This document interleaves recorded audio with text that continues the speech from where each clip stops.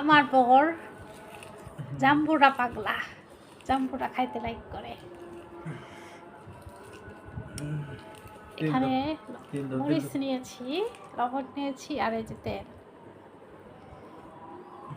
সরষের তেল নাই তাই সয়াবিনের তেল দিয়ে পার করতেছি। সরিষার তেল নাই তাই সয়াবিন দেন।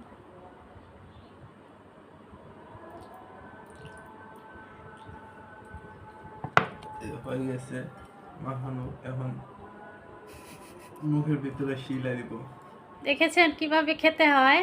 এইভাবে মাখায়া মুখে পুড়ে নিতে হয়, তাই না?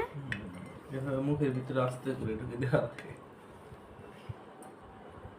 বিসি আছে, বিসিগুলা সাইড করে রাখতেছি, পরে সেই সেই সেই একটু হলুদ দেই, মরিচ দেই। আপনার মায় তো খায় এমনি হলুদ মরিচ দিয়ে।